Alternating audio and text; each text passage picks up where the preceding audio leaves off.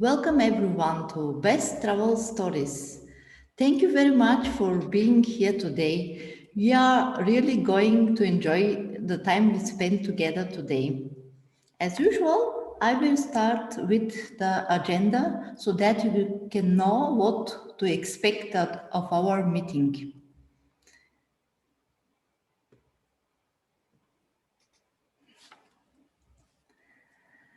We are having special guest Galina, and she is going to speak about beautiful Russia. After that, you will have opportunity to introduce yourself, to tell why you joined this community, and to ask tips and give tips about better traveling. After that, you can share your future or past best travel story with us. And we will end this meeting with a one sentence feedback. How was this meeting for you? And what do you wish for yourself as a content for our next meeting? Welcome, Galina.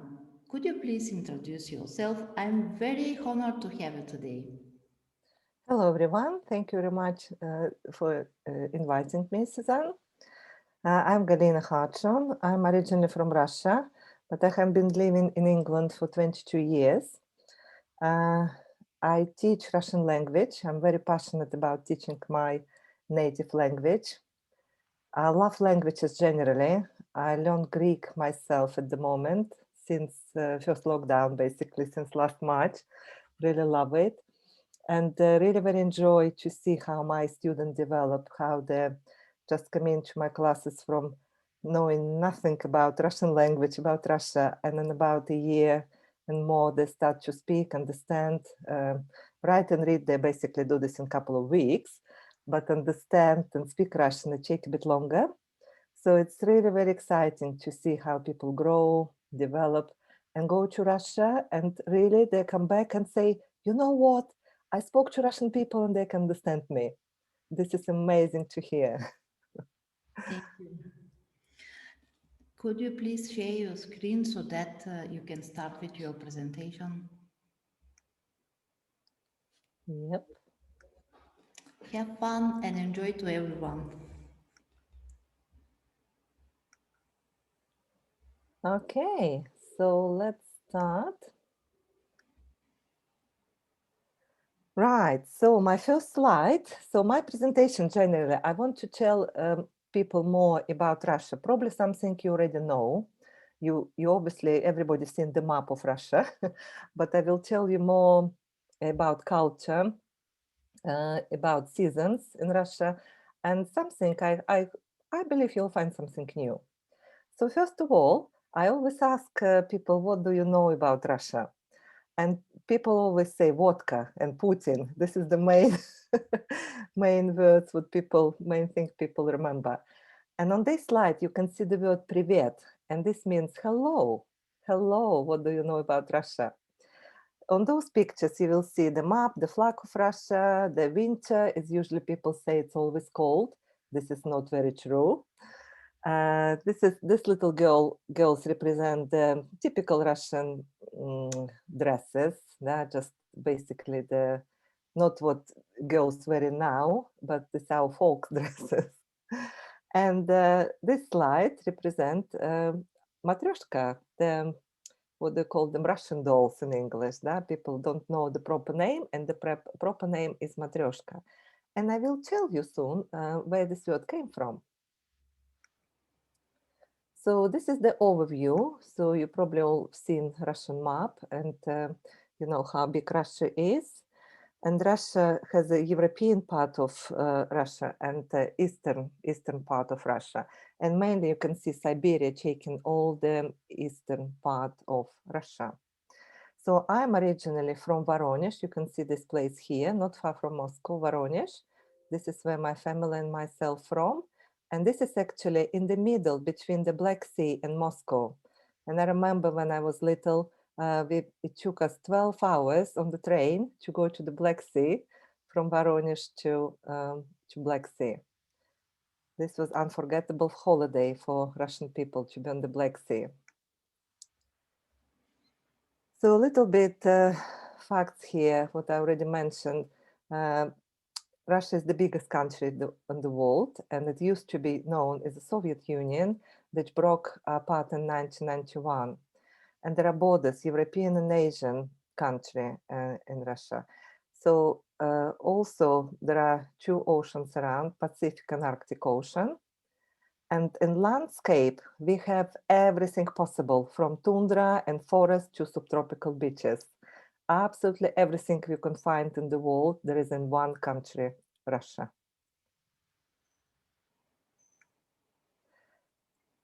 So those pictures, you will see the beautiful buildings in Russia.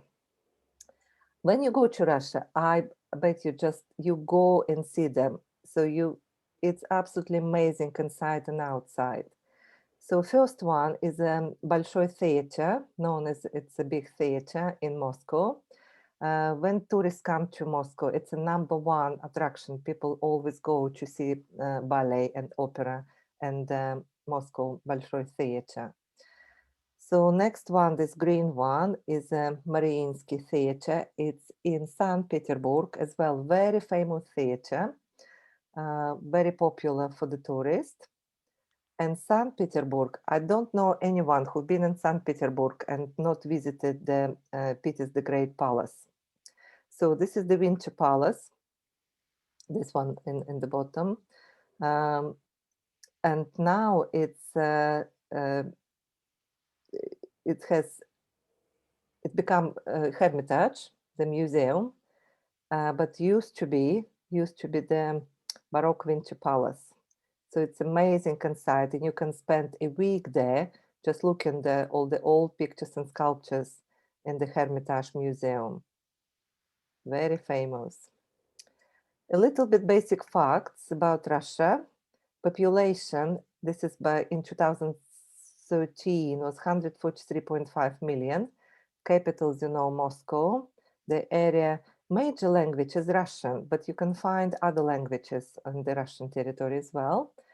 Major religion is Christianity, Islam, Buddhism, and Judaism.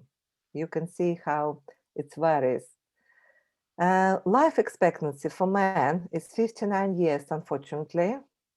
I would think it's due to stress, a lot of stress. And look at the women. Women life expectancy, 73 years. It looks like women can take better care of themselves in Russia. And monetary units is a ruble. So 1 ruble is 100 kopeek and 1 ruble.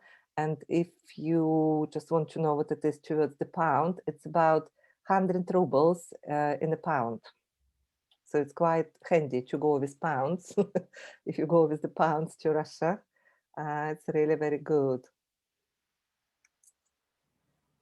President, this is popular man in the world, President Putin. I believe he's 62, maybe 63 already. He used to be in the Russian Secret Services, known as KGB. He speaks English and German fluently, but I think his German a bit better than English. And he's quite sporty man as well. You might see him in doing horse riding, doing karate. He has a black belt in karate and a red belt in judo. So be careful when you meet him. Moscow. I love Moscow. I lived in Moscow for 5 years. I did my PhD studies in Moscow. Moscow has 11 million population. It's a bit more than London, isn't it? In the city. And as any capital in the world, it's not would be just Muscovite people who were born in Moscow. So a lot of Russian people come into Moscow for business, for work, for just visiting, traveling, visiting families. So Moscow is a very busy place, very busy as all other capitals, I believe. Right, on this slide, I want to share with you just the comparison, how many people speak Russian. So to compare to English, Spanish, and Hindi, so look, Russian is not far. So if English from 275 to 250 million, Spanish 150 to 300 million, And Hindi, look, not far from Russian. 150 to 350 million people speak Hindi, and Russian 150, 280 million. So it's amazing. So it's very worthy language to learn and understand. Is you probably, if you travel a lot, I think in this group, people traveling a lot.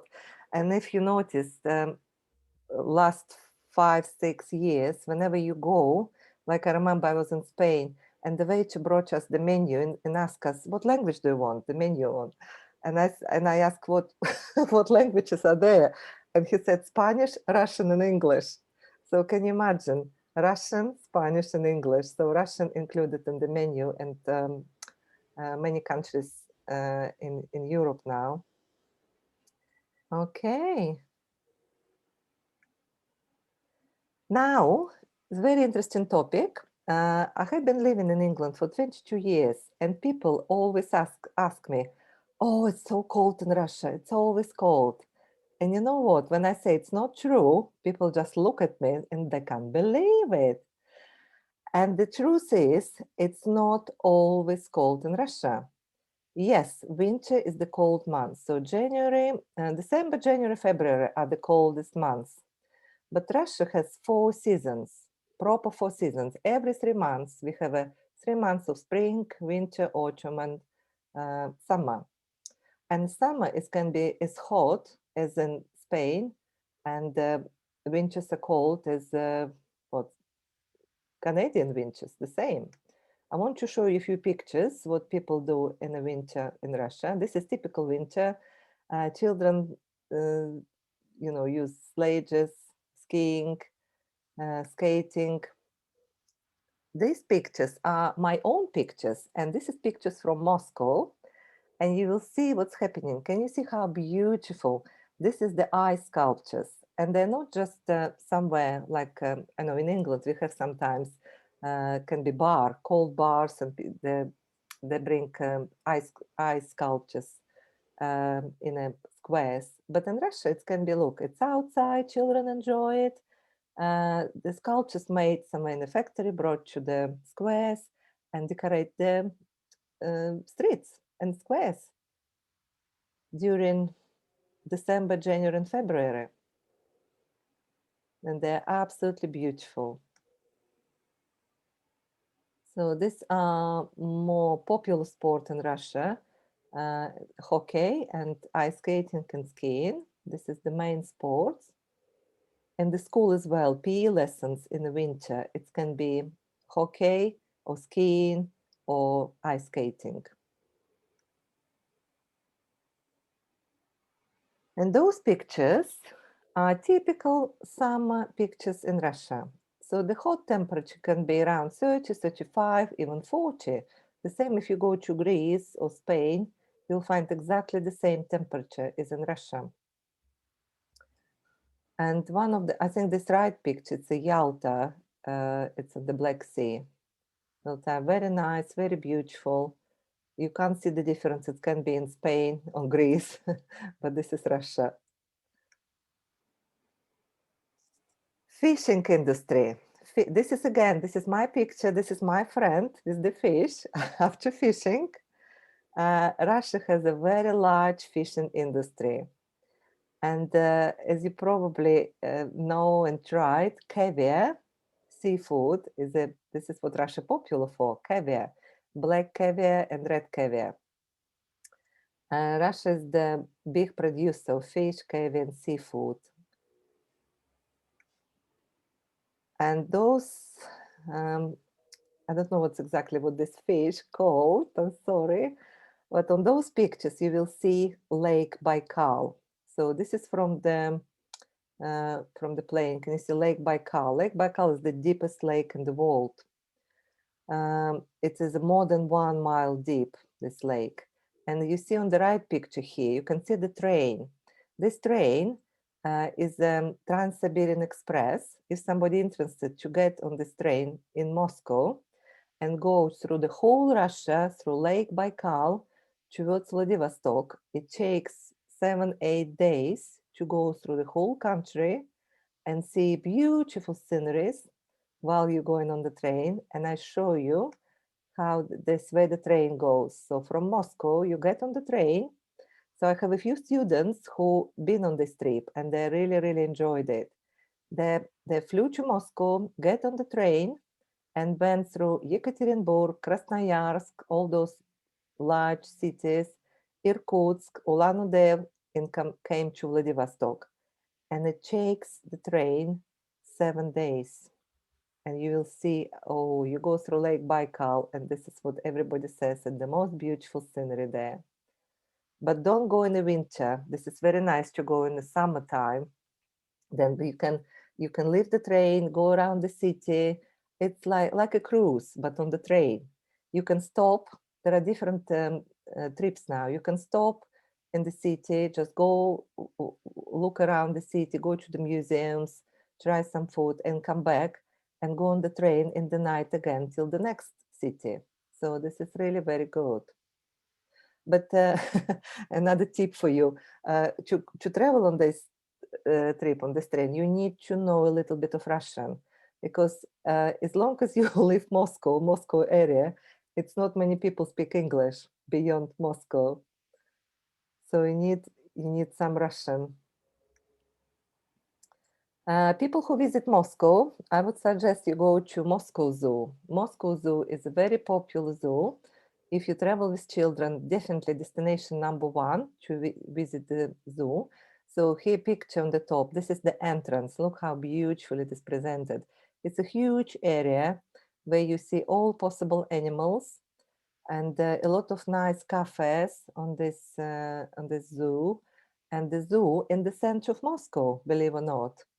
Sometimes we get used to zoo somewhere on outskirts, but not in Moscow. It's in the center. And when you go to the center, you can visit the zoo and go to see other attractions as well. Now I want to tell you a little bit about education in Russia. People very often ask me about education. So children in Russia go to school from age 7, not 4, like in England. And they stay in the school from 7 till 17. Elementary education lasts for 11 grades, and general school hours from 8:30 till 2:30. But for all the children, probably till 4 o'clock, about the same like in European schools. And this is the typical schools, typical Russian school.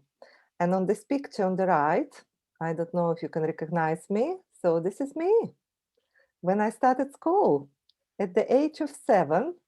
So this is, and you can see letter A in my hand. So in Russian school, the classes would be 1A, 1B, 1C, 1D. For example, on the year 1, it can be like 100 children. And they divided, 30 would be 30 children in the class, and the classes would be by the numbers. A, B, C, D, E. I think this is what they were in my school. So this is how children dressed. So this was 1973 when I started school, and this is how children dressed then. And I show you how children dressed now. So 1st of September is a very important day in Russia. This is when children start school after the school, after summer holiday. And now 1st of September is called Knowledge Day. And children always dressed beautifully. And every child brings flowers to school on the 1st of September.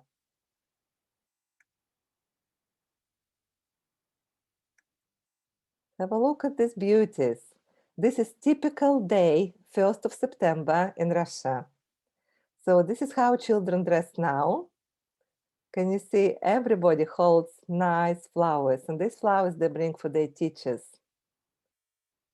I don't think they do this in year 10 now, but the little one come into school with the flowers. Right, popular topic now, the food, Russian cuisine. I don't know how much you know about Russian food, but Russian cuisine is popular for soup, fish dishes, meat recipes, and some food Russian, not really Russian, Ukrainian soup as well. Some soups like borscht, they would be traditional for many Slavic Slavic nationalities. So it's not only Russian. So if you go to Ukraine, for example, you will find similar food. And one of them, I have some pictures for you. This is on the bottom one, is the popular borscht. This is borscht. Some other names for soup I have here for you. Щи, калья, солянка, похлебка. And the traditional cabbage soup, she impressed the French novelist Alexandre Dumas. So he asked for the recipe and put in his private cookbook. So he was really very liked, she. And this picture on the top represents the soup. It's a cold soup called akroshka. And this soup is very popular in summer when it is very, very hot outside. You won't eat borscht. Borscht is obviously hot soup. So Russian people eat akroshka, and it's basically vegetables with kvass. And kvass is fermented drink. So if you travel to Russia, just remember those two popular. If you're there in the winter, eat borscht. If you're there in summer, eat akroshka. Hope you writing down the names for the soups.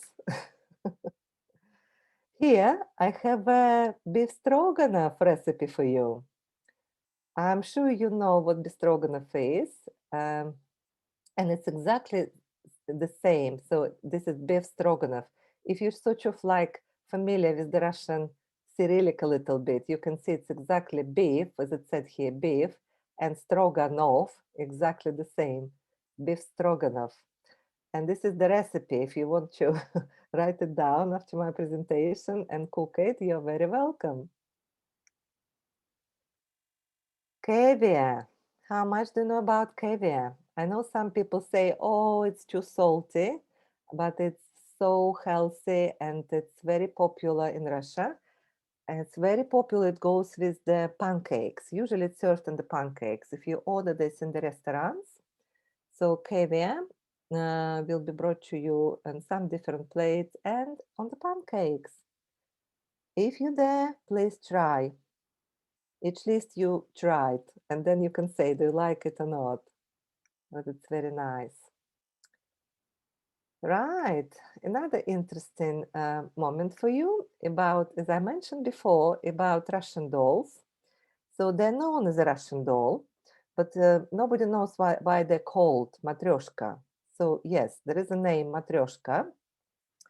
Matryoshka, this is how we call Russian dolls. So in Old Russian, among peasants, the name Matryona or Matryoshka was a very popular female name. Scholars say this name has a Latin root, mata. It came from the word mother. And this name was associated with the image of a mother of a big peasant family who was very healthy and had a portly figure. That's why it's called Matryoshka. Mother came from mother. Now you can probably, if you hear this in the crossword, you know how to write this word, Matryoshka. Or quizzes, maybe in the pub quizzes, this would be useful. How is Russian doll called? You know, Matryoshka. Now I want to teach you Russian a little bit. How do we say in Russian hello? To say hello, we say привет. Привет. You can repeat after me when you watch this presentation. Привет. To say bye-bye, we say пока. Пока. Bye-bye. To say thank you in Russian, we say спасибо. Спасибо. Stresses are very important on Russian words. So if you say this with the wrong stress, you can be misunderstood. So when you learn the word, just remember where the stress is. Спасибо. To say goodbye in Russian, we say до свидания. До свидания. And to say how are you, you can ask a question, как дела? Literally, it means how is business, how you doing, how is things? Как дела? Quite easy, isn't it? Now, if you repeat it to yourself, I would say you're well done. Well done. Okay. This is it from me. Hope you enjoyed it and learned something new. And thank you for watching. Спасибо большое. Oh, отлично. Is there any questions to Galina about Russian? Yeah, not a question, but some sharing first. Yeah, yeah. I want to tell you that Hong Kong has some kind of relationship with Russia, but I don't know if you know it or not, because we used to have. I like the Russian boss. Yeah, we have Ah, Russian boss in Hong Kong popular, but it's Hong Kong style already, quite different, wow. I guess.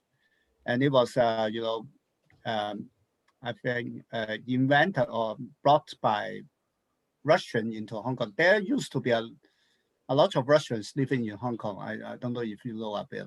The history was something like that. Yeah, after the Russian Bolshevik Revolution, Bolshevik Revolution in 1917, I Yeah, guess there are lots. There were a lot of what we call white Russians. Yeah, the noblemen yeah.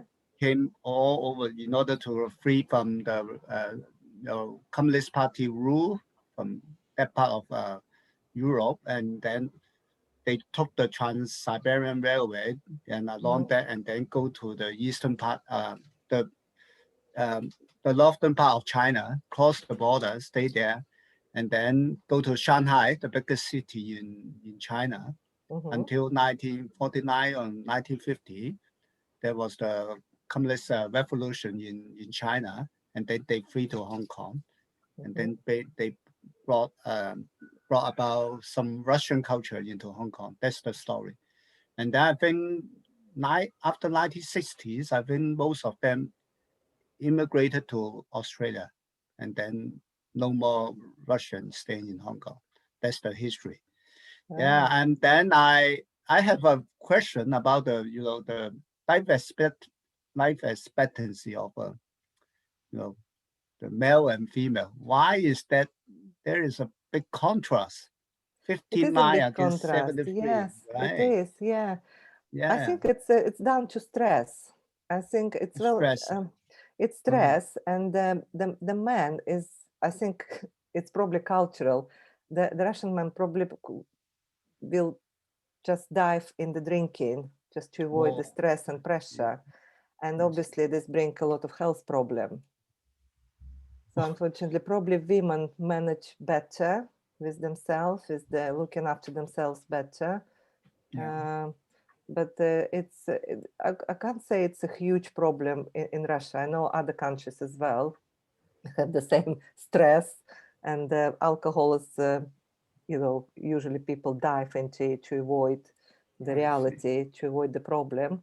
But yes, it's lead to the cardiac problem and all other problem. Yeah, I see. Yeah. Okay. Then once again, thank you, Galina. Yeah, thank you. You're very welcome. Okay.